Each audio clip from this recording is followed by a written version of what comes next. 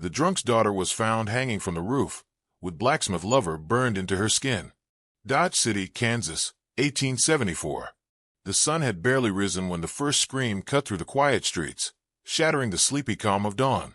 It came from the Reeves homestead, a sound so sharp and strangled that shutters cracked open and boots scraped across porches as neighbors craned their necks. By the time half the town had gathered, the truth lay before them like a nightmare too cruel to name.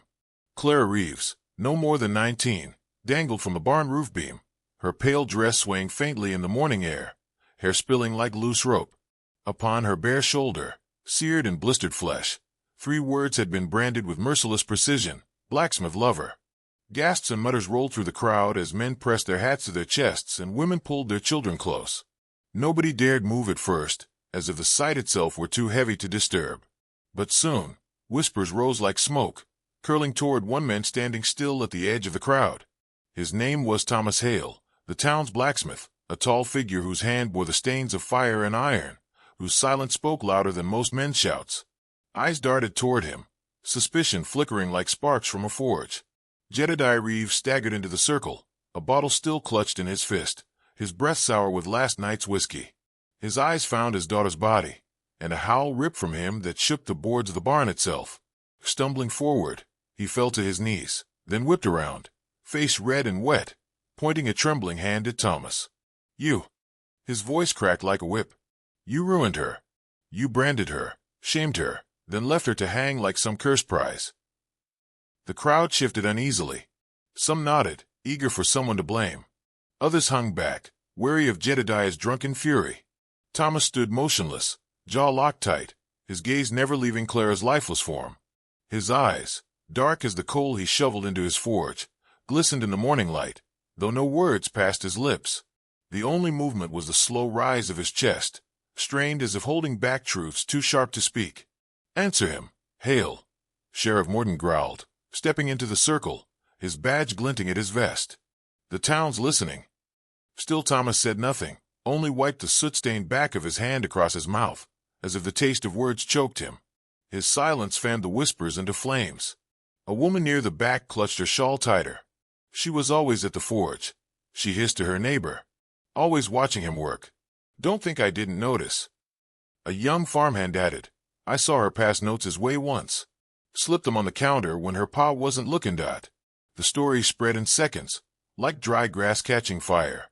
Clara, the drunkard's daughter, had been in love with the blacksmith. The words on her skin, whether carved by another's cruelty or her own desperate hand, were now seen as proof. And Thomas's silence, that heavy, unyielding silence, weighed against him more than any confession. Jedediah rose shakily, waving the bottle high like a torch. "That man's no better than a snake. My girl's blood is on his hands, and I'll see him pay for it." His voice broke, the grief beneath his anger spilling through, but still he cursed Thomas, damning him before heaven and men alike. Thomas's hand curled into a fist at his side, the knuckles white. Still, he spoke no defense. His silence drove a wedge into the air until even the sheriff eyed him with doubt. Children clung to their mother's skirts, sensing the storm brewing though they did not understand its weight. The morning light grew harsher, laying bare every fault, every secret the town had whispered about Clara Reeves. She had been too spirited for her father's house, too bright for the dim corners where Jedediah drowned himself in whiskey. She often slipped away, her laughter carrying on the wind, her steps quick as if running from something she could never quite leave behind. And often, when she disappeared, she ended up near the blacksmith's forge. The townsfolk began to tell it, voices lowered as if afraid Clara might still be listening. They spoke of the afternoons she lingered by the anvil, pretending to watch the sparks dance, though her eyes never strayed far from Thomas. They remembered how her face lit when he hammered iron into shape, the way she tucked stray curls behind her ear while she watched his steady rhythm. Some swore they had seen her carrying small parcels, bread, apples, a scarf she had mended herself, to the smithy door. A girl named Liza, Clara's closest companion, pressed her hand to her lips, whispering so soft only those nearest could hear. "She told me once," she said. Thomas's silence spoke louder than any words. Said he had kindness in him her pa never showed, that he carried strength not just in his arms but in his heart. The word spread, stirring the air with a different tone, no longer just suspicion, but a fragile trace of tenderness. Some shook their heads, refusing to believe. Others lowered their eyes, unwilling to meet Thomas's gaze, as if ashamed to see the truth in it. The sheriff's voice cut through the murmurs. "Thomas Hale, you stand accused, whether by that mark or by this town's whispers. Speak, Mun. For her sake, if not your own." Thomas's lips parted at last, his voice low, gravelly, like stones dragged across the earth. "I'll not speak false against the dead. Clara was pure. Her heart was her own. And if it leaned my way, it was her choice, not mine. I never touched her, never marked her. But I won't soil her memory with denial." The words were few, but they carried weight, sinking deep into the hush that followed. Jedediah sneered, his grief curdling into rage. "So you admit it. She loved you, and you let her hang with that shame upon her skin." Thomas's eyes flashed, pain rippling across his face like cracks in iron under too much strain. Yet he did not raise his voice, nor did he defend himself further. He simply bowed his head, shoulders heavy as if he bore not just the town's judgment, but his own. The crowd began to break, some drifting back to their homes, unable to stomach the sight. But whispers lingered long after boots scuffed away, and in every corner of Dodge City, the tale took root. The drunkard's daughter, her heart lost to the blacksmith, found hanging with his name burned into her flesh. By evening, when Clara's body had been cut down and the barn stood quiet again, Thomas remained in the shadows, leaning against the post where she had swayed that morning. His hands were black with soot, his face streaked with sweat and something darker. He stared into the dust at his feet, as though her ghost had left its imprint there. And though no one could hear it, his heart whispered the words he dared not speak aloud, that her love had been the only warmth strong enough to reach him, and now that warmth was gone, leaving only silence and steel behind. The town would not forget that day. Nor would the blacksmith, whose silence was heavier than chains, whose eyes would forever see Clara smile in the sparks of the forge, and whose heart would never again beat without the echo of her name. The morning after Clara's body was lowered from the barn, Dodge City carried the weight of her absence like a sickness. The saloon's piano went untouched, the laughter of cowhands died before it could begin, and every porch seemed to lean into whispers. Folks could not let go of the sight, the girl swaying from that beam, her name tied to the blacksmith's without mercy. Sheriff Morden had no choice but to move quickly. Pressure came from all sides. Jedediah Reeves with his liquor-stained grief, church elders who demanded justice for the defilement of a young woman, and townsfolk who hungered for a culprit to point at. By mid-afternoon, Morden stood in the dim light of the smithy, sweat running down his temples despite the cool of the day, watching Thomas Hale hammer a horseshoe with the same calm rhythm he always kept. The sheriff cleared his throat, but the sound was small against the clang of iron on iron. "You know why I'm here," Morden said vinily, voice rough with unease. Thomas didn't stop working. He set the glowing metal into the trough, steam hissing upward, then lifted his gaze. His eyes, shadowed and weary, held no fear, only something heavier, carved into them like scars. "I reckon I do," he answered. "She was seen here often," Morden pressed, shifting on his boots. "Folks say she lingered, that she watched you. And yesterday, with that mark on her, folks need answers." Thomas turned away, set the shoe aside, and picked up his hammer again, though he did not strike. His voice came low, almost reluctant. "Clara spoke her heart to me once. Said she admired me. Said she thought my quiet meant something more. But I never gave her cause. I never let her cross a line she'd regret." He paused, gripping the hammer tight. "I told her it weren't right. Not for her, not with a father like Jedediah." The sheriff studied him, gauging whether those words carried truth. Thomas's face betrayed no lies, but the weight in his tone hinted at more than he dared say. Morden sighed, scratching the edge of his badge. "You understand, don't you? That silence of yours won't serve you now. People are stirring. And Jedediah is stirring him faster." "I won't defend myself by soiling her memory," Thomas muttered, eyes fixed on the fire. "She deserves more than gossip picked clean by men who never knew her." Morden left unsatisfied, but not yet ready to chain a man whose honesty was legend in the town. Still, doubt spread quicker than truth, and before the day ended, suspicion had rooted deep in Dodge City's heart. That evening, when Clara's belongings were gathered from her room, a discovery was made that shook the story further. Beneath a loose floorboard, folded in worn cloth, lay a bundle of letters. None were signed, none delivered, but each page bloomed with the same hand, Clara's. Words scrawled in ink confessed a longing that burned too bright to hide. She wrote of the blacksmith's quiet strength, of the way he bent iron with the same patience she wished he would bend toward her. She wrote of the warmth in his voice when he seldom spoke, of the way she dreamed of resting her head against his chest to feel the steady rhythm of his heart. The letters did not condemn him, but they painted her devotion clear as day. And in the absence of proof otherwise, the town filled the silence with their own conclusions. By lamplight in kitchens, by whispered talk in the saloon, folks repeated it. Clara Reeves had given her heart to Thomas Hale. And the words burned into her skin proved he had claimed it, cruelly or not.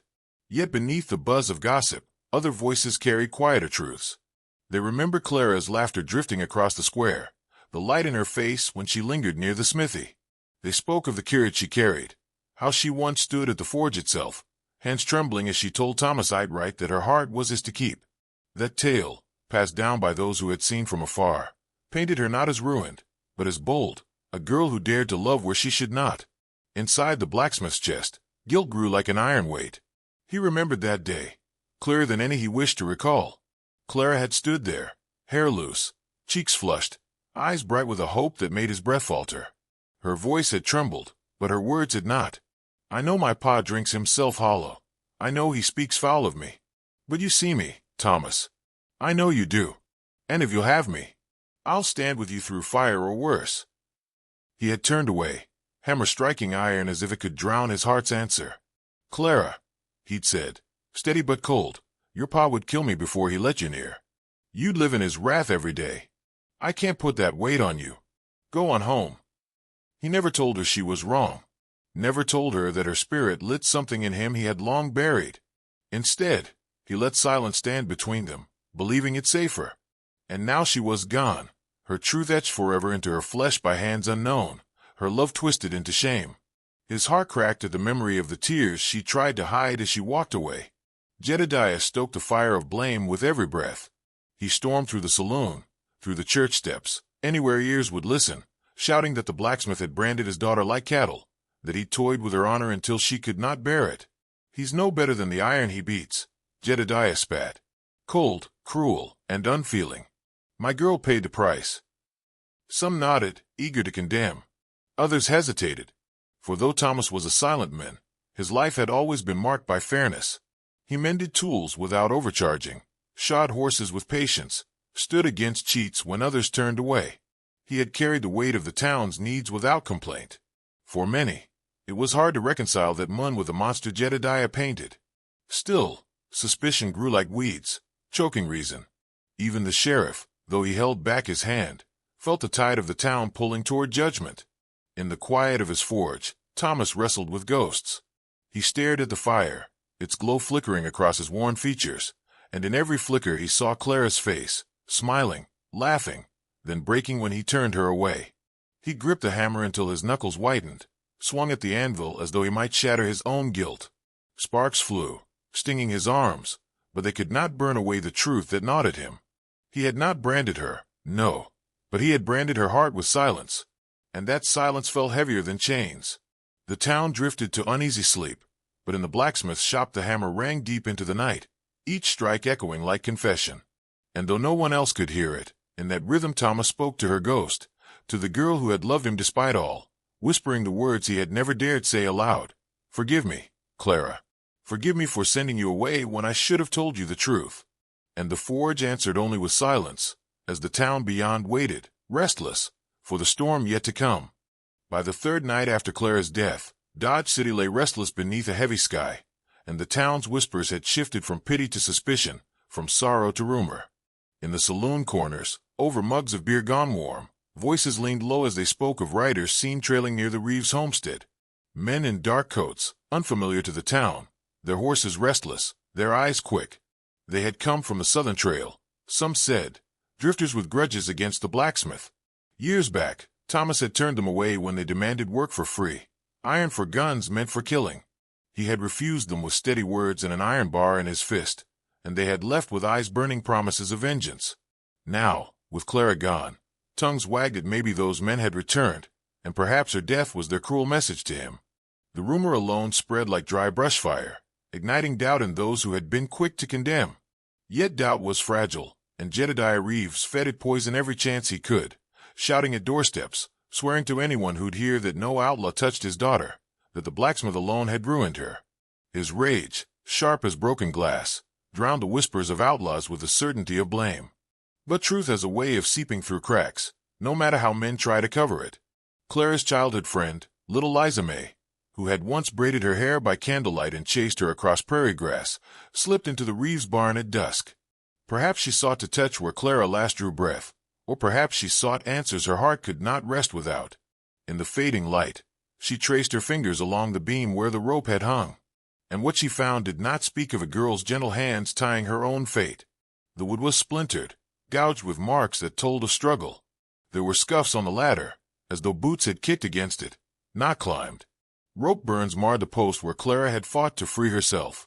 Liza ran, breathless, to the sheriff with her tale, her eyes wide with terror. She didn't do it, Sheriff. She didn't take her own life. Someone forced her, I swear it. And though Morton's brow furrowed, his gut told him the girl's truth rang sharper than rumor ever could. Thomas learned of it the next morning, when Liza herself stood before his forge, her small hands trembling. She lifted her chin with the courage of youth and whispered, "She loved you, Mr. Hale. She told me once she'd never be ashamed of that. Said no man's hand, no scar, could burn away what was in her heart." The words cut through him deeper than any knife. They echoed with her voice, the voice he had heard so many times, bright with laughter when she teased him for his silence, firm with conviction when she stood at his forge and laid her heart bare. He had thought turning her away spared her pain, but now he saw it clearer than steel under flame. Her death was not her choice. She had been taken, punished for daring to love him, silenced by hands that twisted her devotion into mockery. The forge fire roared as he dropped his hammer, chest heaving with a fury and sorrow so tangled it nearly broke him. He could not remain silent, not now, not with the truth pressing against his ribs. His boots struck hard against the dirt as he left the smithy, each step carrying him closer to the men whose drunken pride had fanned these flames. Jedediah Reeves sat slumped in his cabin, a bottle near empty beside him. His eyes, bloodshot and wild, flared as Thomas kicked the door open. The drunkard staggered to his feet, fists clenched though his body swayed. "Come to finish it, have you? Took my girl, now you'll take my house." Thomas's voice thundered, steady and fierce. "I came to tell you what your drink-addled tongue has done. You shouted her ruin to the town, made her love a curse in their ears, and you gave devils the excuse they needed to take her life." His chest heaved as his words cracked through the room. "You call her shame my doing, but the shame was never hers, nor mine. It was yours, Jedediah, yours, for twisting her heart into sin when it was only love." The bottle slipped from Jedediah's hand, shattering on the floorboards. For a long moment he stared at Thomas, trembling, his face crumbling under the weight of words too true to deny. His voice, when it came, was ragged. She told me, one night. Said she loved you. Said you were the man she wished to marry. And I, God help me, I couldn't stand it. I roared to the town she was ruined, called her names no father should ever call his child. I thought if I buried her heart in shame, she'd turn from you." He clutched his head, groaning. "But I gave those outlaws what they wanted. I painted a target on her, and now—" His words dissolved into sobs that shook his wasted frame. Thomas turned away, jaw tight, grief searing him hotter than any forge fire. He left the cabin without another word, his anger no longer aimed at the men but at the silence of the town that had let a drunkard's lies ring true. By sundown, the blacksmith stood in the center of Dodge, where men and women gathered after hearing the call of his hammer striking against the anvil. The sound rang across the street like a bell summoning them. He waited until faces filled the square, faces that had watched him in suspicion, faces that had whispered his name alongside Clara's in shame. When the murmurs stilled, he spoke. His voice trembled, not with fear but with grief carried heavy in his chest. "You all heard Jedediah curse me, call me her ruin. You saw her body and the words burn on her skin, and you chose to believe I had marked her so. But hear me now. I never touched her, never claimed her. The only mark between us was the truth of her heart." He paused, the ache of it clear in his throat. "Clara Reeves loved me. That is her only crime. She loved me when I was too much a coward to say the words back. And though I never took her hand, never gave her cause for shame, her heart was mine, undeserved as it was." Gasps rippled through the crowd. Some lowered their heads, guilt already gnawing. Thomas pressed on, voice thick with sorrow. Her death was not her doing. She was taken, forced, punished because she dared to give her heart where her father's pride and this town's gossip said she should not. If you call that shame, then shame is on you, not her. Silence followed, long and heavy. The forge fire still burned behind him, casting a glow across his face that made him look less like a man and more like something carved from the very iron he bent. His eyes glistened, but his voice held steady. Her love was her gift to me, though I never deserved it, and I will bear it until my last breath, not as a brand of disgrace, but as the only pure thing this town ever gave me. No one spoke. The crowd parted slowly, their shame weighing more than their words. And Thomas Hale, blacksmith of Dodge City, stood alone in the square, carrying Clara's memory not as a wound, but as the unspoken vow he should have made when she still breathed, that her love would never be forgotten, no matter what men's tongues might call it.